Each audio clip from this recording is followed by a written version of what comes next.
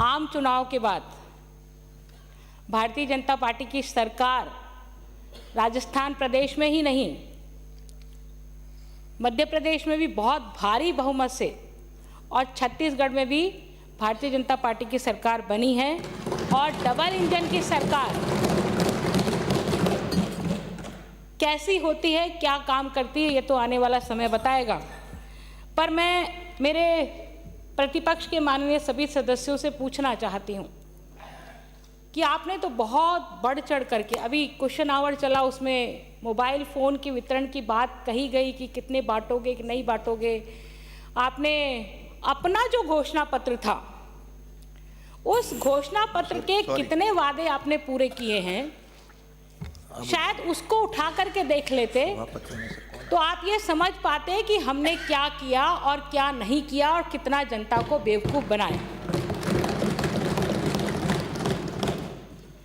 अभी माननीय हमारे मंत्री महोदय ने सवाल का जवाब दिया कि कितने बेरोजगारों को आपने बेरोजगारी भत्ता दिया, लेकिन आपने 2 लाख की कैप उसमें लगा दी। और लगाने के साथ में उसमें एक काम और किया आपने कि कैप लगाने के साथ में प्रशिक्षण के नाम से, ट्रेनिंग के नाम से, इंटर्नशिप के नाम से एक नया नियम लागू कर दिया ताकि लोग बेरोजगारी भत्ते के लिए आवेदन ना करें। हम किसानों का संपूर्ण कर्जा माफ करेंगे, लेकिन पूरे 5 साल हो गए किसानों का कर्जा माफ नहीं हुआ।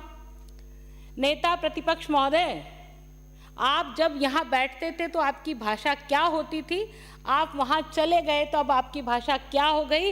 ये भाषा का जो अंतर है ना,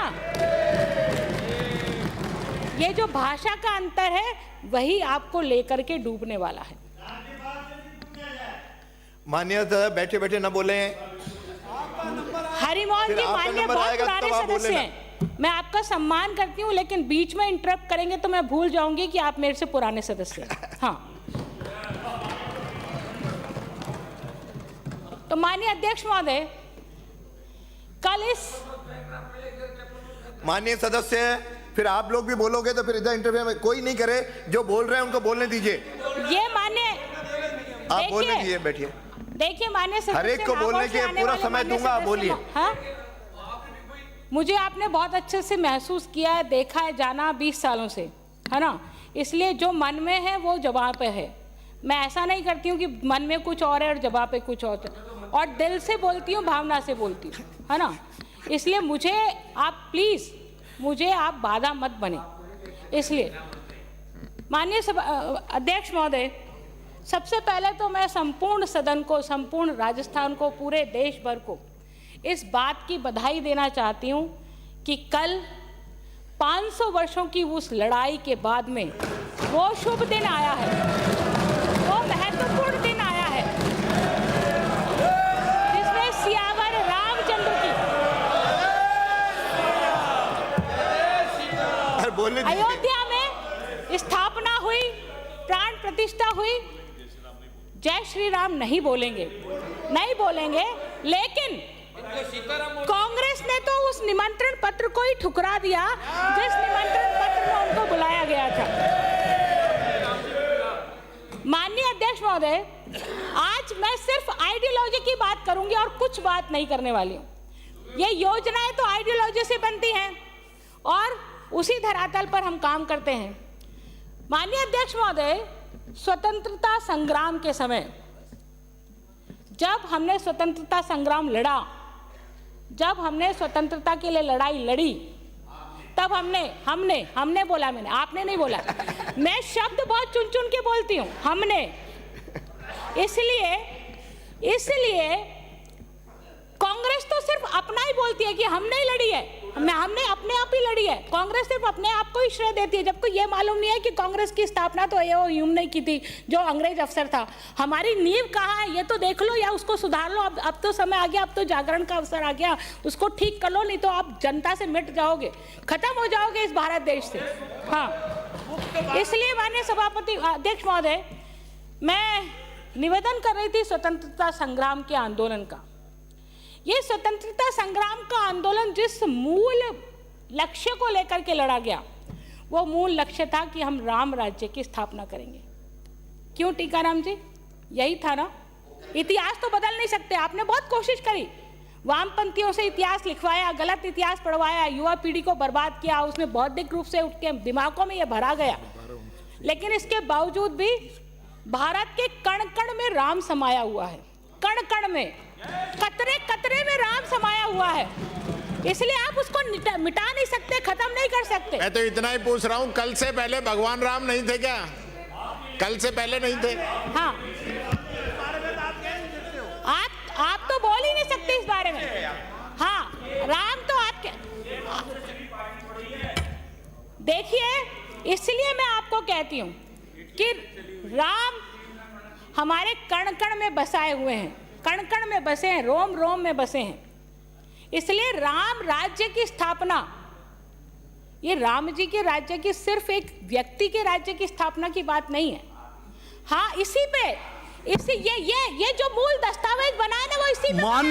माननीय सदस्य महोदय, आपका नंबर आया तब बोलना। आप ये जो मूल दस्तावेज वो बोल रहे हैं, आप सुनो। हाँ, ये मूल दस्तावेज इसी पर बना है, इसी विचार पर ये मूल दस्तावेज बना है। हाँ, इसलिए मेरे को मालूम है ये खड़े होंगे, प्लीज और खड़े होंगे तो मिट भी उनको। जाएंगे, ये इनको मालूम है। माननीय सभापति महोदय, कल जब वो आयोजन हो रहा था तो एक कांग्रेस के नेता मेरे को बुलाने आए कि बहन जी आप आइए, और वो कांग्रेस के नेता ऐसा नहीं थे, सरकार के कार्यकाल में उपकृत थे, सरकार ने उनको नॉमिनेट पार्षद बनाया था, बहुत सीनियर लीडर थे। तो वो मुझे बुलाने आए कि हमारे क्षेत्र में राम मंदिर मूर्ति की स्थापना हो रही, प्लीज़ मैडम आप आइएगा। तो मैंने उनसे पूछा, आपने तो राम जी का न्योता ही ठुकरा दिया यार, आप कैसे राम मंदिर की स्थापना कर रहे हो, राम जी के दरबार की स्थापना क्यों कर रहे हो? अरे बहन जी जाने दो ना, अब वो हमारे सोनिया गांधी क्या सोचती, ये मैं क्या करूँ, अब यहाँ तो हमको आप लोगों के साथ ही रहना है। तो ये जवाब है, ये जवाब। माननीय सदस्य महोदय, वो जो बोल रहे हैं उनको बोलने दो, आपका जवाब आएगा, आप बोलो ना जब।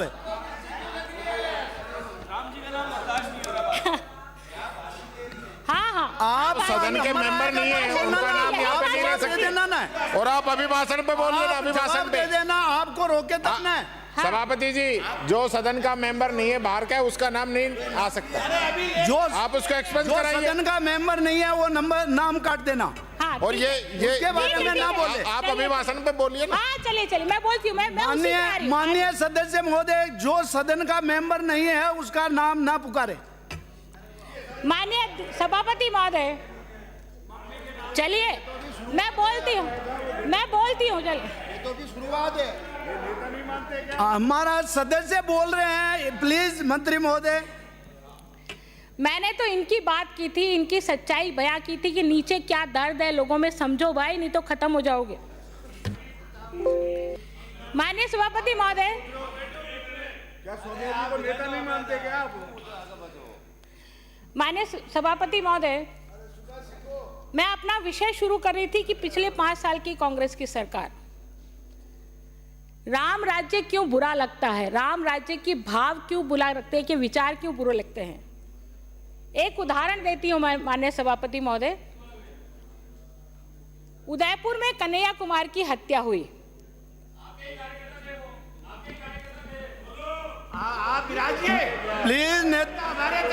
प्लीज प्लीज, अरे आपका जवाब उनको रोको नहीं यार, आपका मौका है तब बोलना ना। आपका जब मौका है तब बोलना। आप जब बोलेंगे तो मैं इतने इससे भी ज्यादा खड़े होके बोलूंगी। आप जब बोलेंगे तो मैं इससे भी ज्यादा खड़ी होके बोलने की क्षमता रखती हूँ, बोलूंगी। प्लीज सदस्य आपका मौका है तब बोलना।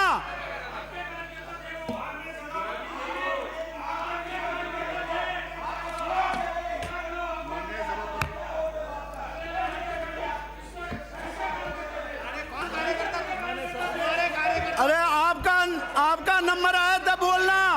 गोगरा जी, सदस्य महोदय, आपका नंबर आया तब जवाब देना।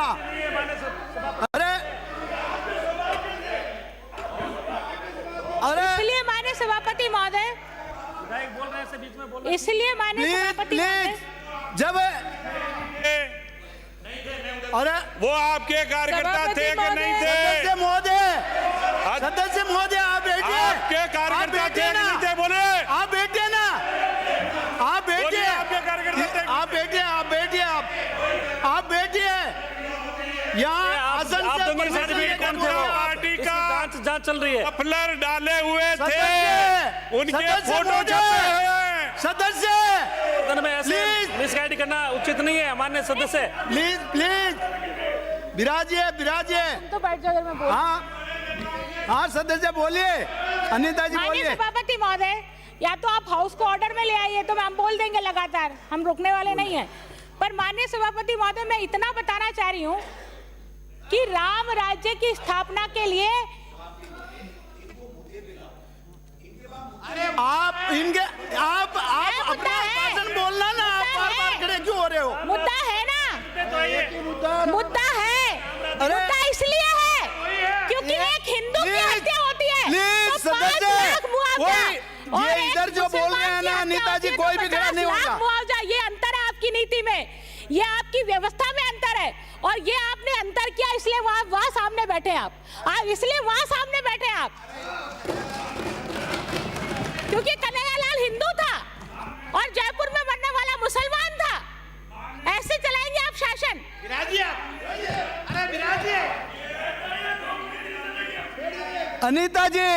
अनीता जी सिर्फ आसन को संबोधित करो, उधर आप कोई हाउस को ऑर्डर में ले आइए। उधर आप बोलो ही मत, आप तो इधर संबोधित करो। मैं इतना नहीं बोलूंगी, पर बोलना पड़ता है ना, जब दर्द होता है तो बोलना पड़ता है। आप आसन को संबोधित करो, आपको बोलना है तो परमिशन लेके बोलिए। सदस्य नेता प्रतिपक्ष जी, उनको बोलो बिठाओ। एक मिनट, माननीय सब, अब बैठिए, आप बैठिए, बैठिए, बैठिए, बैठिए, आप बैठिए ना। माननीय सभापति महोदय, मेरी बात सुनिए। आप इस प्रकार से सदन आप कैसे चलाना चाहते हैं, मेरी समझ से बाहर है। हम पूरा कोऑपरेट कर रहे हैं, लेकिन आपके माननीय सदस्य जिस प्रकार की भाषा और लैंग्वेज यहाँ इस सदन के अंदर, आप यही पढ़ लीजिए, आपके पीछे क्या लिखा हुआ है यही पढ़ लीजिए। किस विषय पे बात कर रहे हैं, इनको अभिभाषण पे बोलने के लिए- नहीं, आप बात सुनिए, मेरी बात सुनिए। ऐसा नहीं है जो मर्जी बोलेंगे, आप अभिभाषण पे बोलिए, हम कोऑपरेट करेंगे। सुनने के लिए आप क्या है? विराजिए।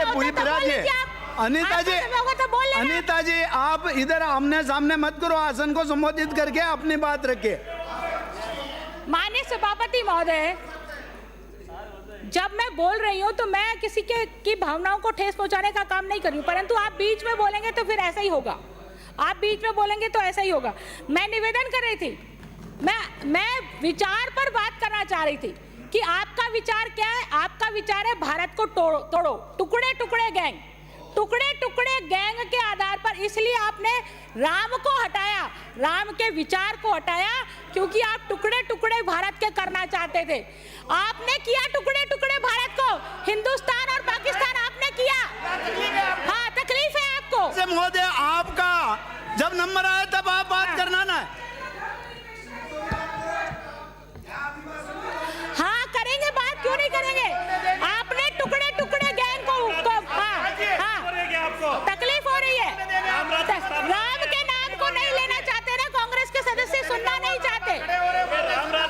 मैं राम के लिए इसलिए बोल रही हूँ कि राम के राज में राम उत्तर से दक्षिण तक है, पूरब से पश्चिम तक है, लेकिन आपने उसको तोड़ने का काम किया, उस संस्कृति को तोड़ने का काम किया, उस पूरे विचार को तोड़ने का काम किया जो एकजुटता के सूत्र में भारत को पिरोने का काम करते हैं।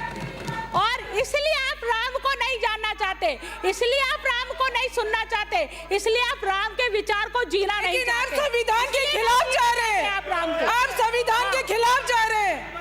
मैं किसी के खिलाफ जा रही हूँ। धर्मनिरपेक्षता सिखाता है हमें, धर्मनिरपेक्षता की बात, हमारा संविधान हमें धर्मनिरपेक्षता सिखाता है, और हमसे यहाँ पे शपथ लेते हैं, 50 लाख दिए, हम यहाँ पे शपथ लेते हैं। धर्मनिरपेक्षता की बात है तो 50 लाख कन्हैया कुमार को क्यों नहीं दिए? फिर 50 लाख दिए होते ना। धर्मनिरपेक्षता की बात है तो कन्हैया कुमार को क्यों नहीं दिए? जवाब दो मुझे, अनीता जी, जवाब दो मुझे। 50 लाख नहीं दिए, 50 लाख दिए, 2 नौकरी दिए। अनीता जी, 50 लाख दिए, 2 नौकरी दिए। उधर मत बोलिए, आप गुमराह आप कर रहे हो। इधर आसन को संबोधित कीजिए।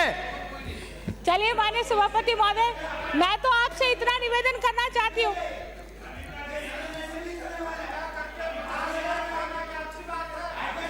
अरे आप विराजिए, अरे आप विराजिए ना, सदस्य बोल रहे हैं ना आपके।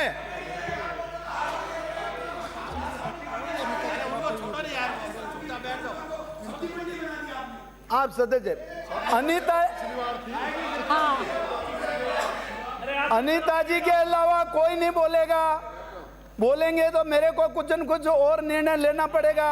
आप भी आप बैठो ना यार, आप विराजिए ना, आप विराजिए ना, आप विराजो ना, आप विराजिए, आप विराजिए। बैठिए, ऐसा धमका रहे हो आप आपके आसन को धमका रहे हो, आप आसन को धमका रहे हो। अनीता जी के अलावा कोई बोलेगा तो कोई अंकित नहीं होगा, कोई अंकित नहीं होगा, केवल अनीता जी बोलेंगे। हाँ अनीता जी, ऐसा नहीं चलेगा। बार-बार क्या कर रहे हो? सदन में आप धमका रहे हो। माननीय सभापति महोदय, राम का नाम लेते ही कुछ सदस्य नीचे सीट से खड़े हो जाते हैं। बार-बार राम का नाम लेते हैं। राम का नाम आदरणीय आदरणीय डोटासरा जी, तसल्ली रखो। थोड़ा सुनने की क्षमता रखो। अरे आपको कितनी बार बोलना पड़ेगा? आसन है, जब कहता है कि भाई नेताजी बोलेंगे तो कम से कम आप तो मत बोलो ना। जो अरे वो बैठ गए ना, आप बैठिए, विराजिए, आप विराजिए, आप विराजिए। आपकी सदस्य बोल रही है, अच्छी बात कर रही है तो उसको सुनो। और आपको भी अगर कोई इनका जवाब देना तो आपका नंबर आए तब बोलना, बीच में डिस्टर्ब मना करे। आप विराजिए, आप बीच में डिस्टर्ब ना करें, आपका नंबर आए तब आप उसका जवाब दे देना। नेता प्रतिपक्ष बैठे हैं, सब एंट्री कर रहे हैं, नोट कर रहे हैं। आप नेता प्रतिपक्ष महोदय हर जो भाषण का आप नोट कर रहे हो जवाब दे देना, आपको मौका, पर्याप्त मौका मिलेगा। हाँ अनीता जी। माननीय सभापति महोदय, सभापति महोदय एक मिनट आप बैठिए, अभी ये आपके लोग देखिए। सभापति महोदय मेरी बात सुनिए, आप देखिए मेरी बात सुनिए। ये हाउस आसन पांव पे आप विराजिए, आप विराजिए, आप विराजिए, आप विराजिए। ये सभापति जी आपके पीछे भी सब खड़े हैं, एक मिनट, सब खड़े हैं। ये रुको यार, एक मिनट। सभापति जी देखिए, हम इस विधानसभा के अंदर आए हैं राजस्थान की जनता की बात कहने के लिए। अब ये आप बीच में मत बोलिए, जनता सब देख रही है। अरे आज जिस प्रकार की व्यवस्था यहाँ सदन के अंदर जिस प्रकार से माननीय सदस्य कर रहे हैं, ये सदन की गरिमा के अनुरूप नहीं है। हर व्यक्ति का अपना धर्म है, अपनी बात आप कहिए, कोई मना नहीं करता, कोई मना नहीं करता। लेकिन जिस प्रकार से, या तो आपकी तैयारी नहीं है माननीय सदस्य के अभिभाषण पे, इसलिए इधर उधर की बात कर रहे हैं। आप अभिभाषण पे बोलिए, हम सुनेंगे, पूरा कोऑपरेट करेंगे, और जब हमारा नंबर आएगा हम जवाब भी देंगे। लेकिन इस प्रकार से सदन को सब्जी मंडी नहीं बनने देंगे, हम बता देते हैं आप लोगों को। विराजिए, हाँ विराजिए, बामणिया साहब विराजिए। आपके नेता प्रतिपक्ष बोल गए ना, आप विराजिए, आप विराजिए। आपके नेता प्रतिपक्ष बोल रहे हैं, आप विराजिए, आप विराजिए, आप विराजिए, आप विराजिए, आप विराजिए, आप विराजिए। अनीता जी बोलिए। माननीय सभापति महोदय, धर्मनिरपेक्षता हमारे संविधान में उल्लेखित है कि हम धर्मनिरपेक्ष राज्य की स्थापना करेंगे और सबको समान दृष्टि से देखेंगे। महामहिम राज्यपाल महोदय ने वो प्रस्तावना, संविधान की प्रस्तावना पढ़ी है और संविधान की प्रस्तावना की शपथ हम सबको दिलाई है। जब राज्यपाल महोदय ने संविधान की प्रस्तावना पढ़ी है, उस संविधान की प्रस्तावना में सबको नियम, कायदे, कानून, आप विराजिए ना, आप विराजिए, विराजिए, आप विराजिए। सब पर नियम, कायदे, कानून लागू होंगे।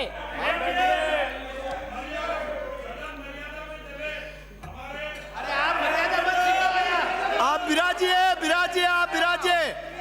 आप तो मर्यादा का पालन कर दो। आपके प्रतिपक्ष नेता ने बोल दिया, फिर आप तो खड़े हो रहे हो। अरे यार, पैसा ऑर्डर में ले आएंगे तो बोलूंगी मैं। माननीय सदस्य अनीता जी, ऐसा कोई मतलब शब्द ना रहे जो किसी को हाथ पहुंचे। मुझे मालूम है आदरणीय माननीय सभापति महोदय, सिर्फ 5 साल के शासन में क्या क्या गलत काम हुए हैं यदि वो भी नहीं बताया जाए और हम क्यों उधर बैठ गए और बीजेपी इधर क्यों आ गई वो भी नहीं सुनना चाहे, तो कोई आंखों का अंधा हो तो समझ में आता है, लेकिन कोई दिमाग से भी अंधा है। यदि वो दिमाग से भी अंधा बनना चाहता है तो मुझे उसको समझाने की जरूरत नहीं है। माननीय सभापति महोदय, हमने बार बार आग्रह किया कि आप न्याय करिए, सबके समान, सबके साथ न्याय करिए, लेकिन तुष्टीकरण की पराकाष्ठा इतनी ऊंची थी कि रामनवमी पर जुलूस नहीं निकलेगा, धारा 144 लगा दी गई है ना। रामनवमी पर जुलूस नहीं निकलेगा और साथ में डीजे नहीं बजेगा, वंदे मातरम। भगवान राम ने जब लंका जीत करके आए थे तो लक्ष्मण ने कहा था कि हमारी ये स्वर्ण लंका है, हम यहाँ रहते हैं। तो भगवान राम ने जो कहा था, जननी जन्मभूमि स्वर्गादपि गिरियसी, जननी जन्मभूमि से भी महान है। इसलिए हमने वंदे मातरम गा करके कि हमारी माँ है, जननी हमारी माँ है, ये वंदे मातरम स्वतंत्रता संग्राम के समय गाया गया। और उसके बाद में क्या हुआ स्वतंत्रता संग्राम के वंदे भारत गीत का? अब मैं बोलूंगी तो सदस्य चिल्लाएंगे, खड़े हो जाएंगे। कहूं तू ना, वंदे मातरम गीत।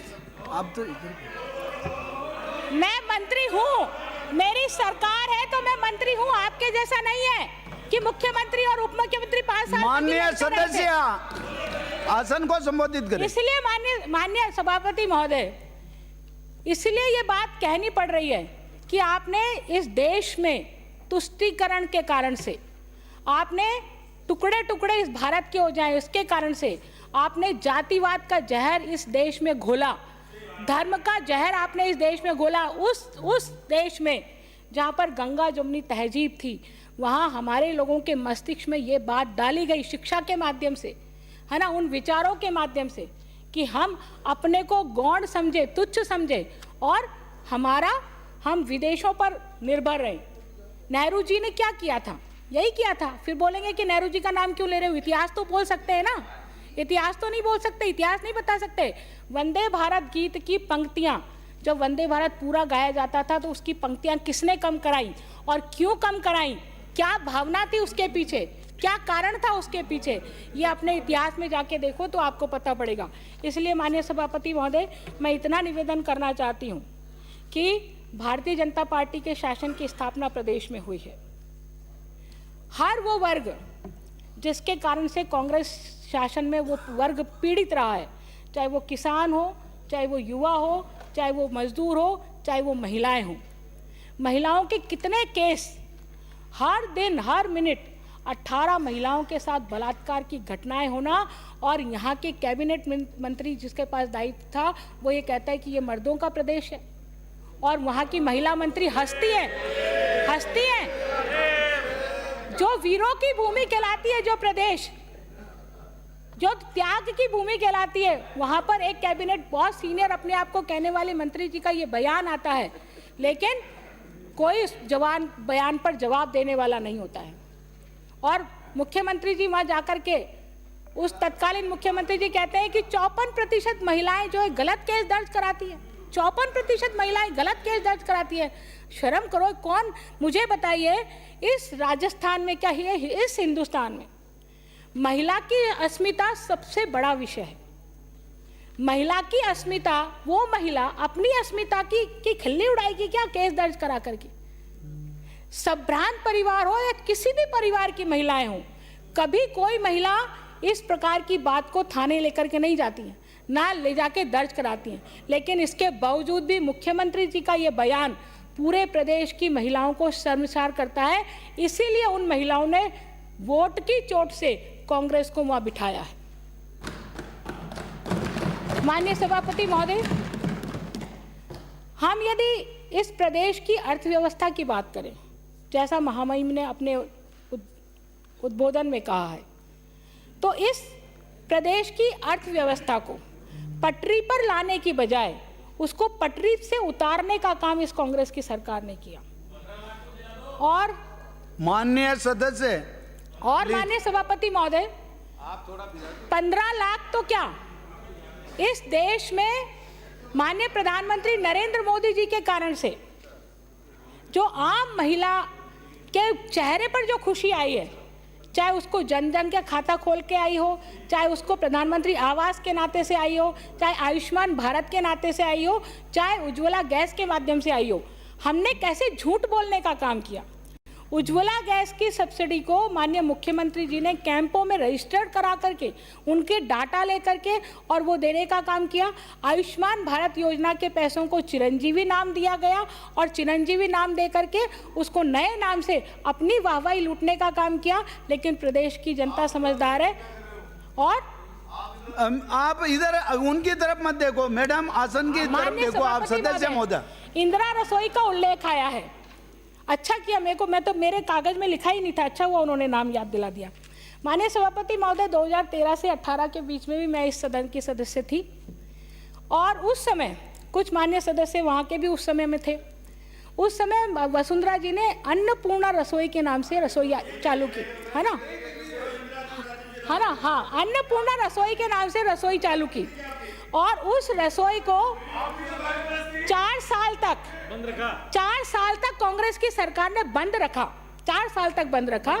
जब हमने बार बार सवाल लगाया, बहुत आग्रह हुआ, जब कोविड आ गया और लोगों को खाना खाने के लिए मुश्किल हो गई, लोग बेरोजगार हो गए, उस कोविड के बाद में इंदिरा गांधी के नाम से वो अन्नपूर्णा रसोई को पुनः शुरू किया गया। लेकिन वो हमारी लगे योजना कि कांग्रेस लेके आई है, मुख्यमंत्री जी की योजना लगे, अशोक गहलोत जी चाहते थे कि मेरे नाम से लोग पहचाने और उस कारण से उस अन्नपूर्णा रसोई का नाम इंदिरा रसोई कर दिया, उसका पूरा कॉन्सेप्ट बदल दिया।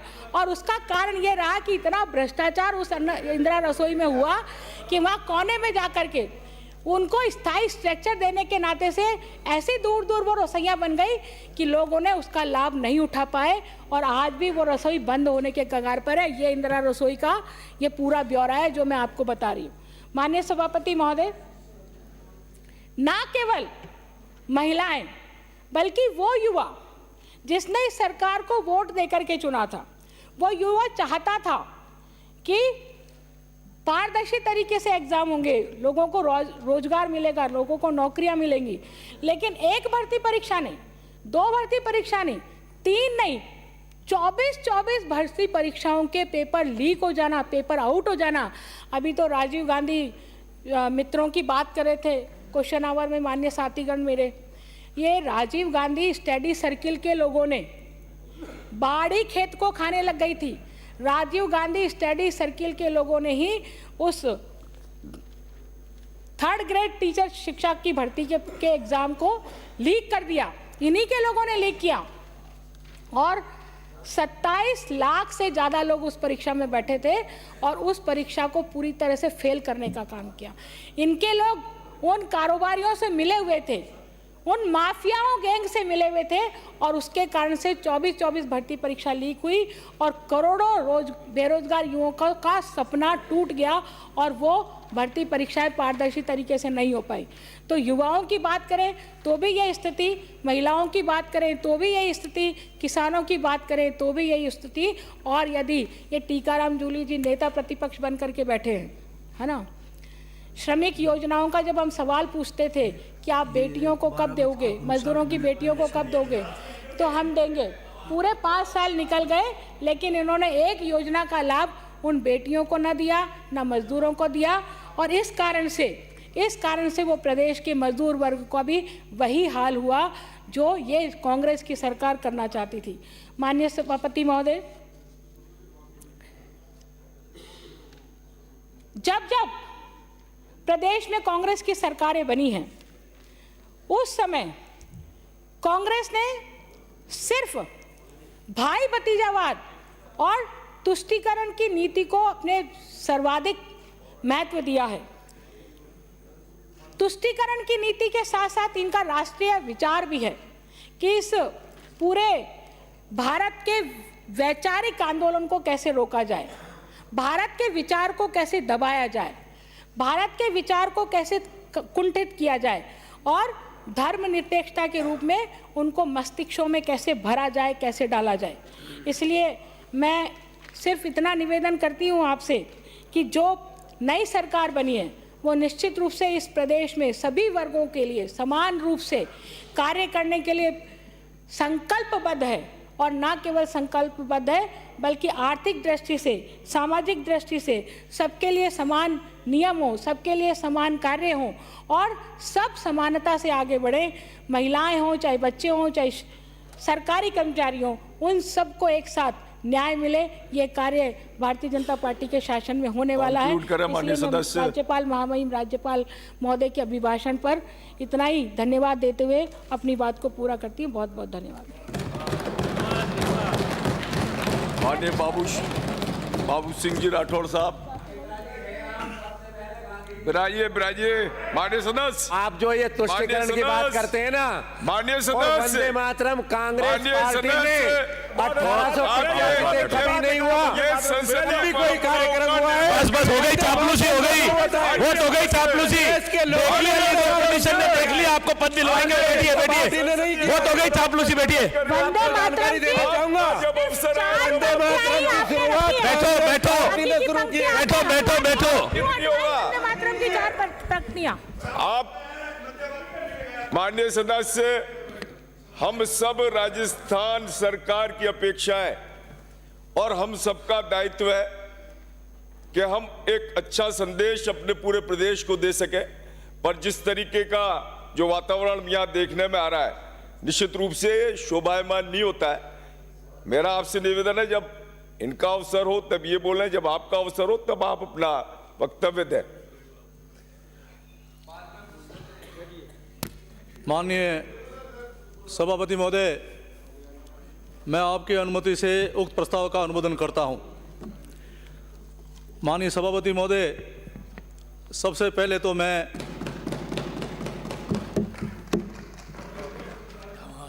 राजस्थान की जागरूक जनता को धन्यवाद देना चाहूँगा कि उन्होंने विधानसभा चुनाव में 75.45% मतदान कर एक अनूठा इतिहास कायम किया। यह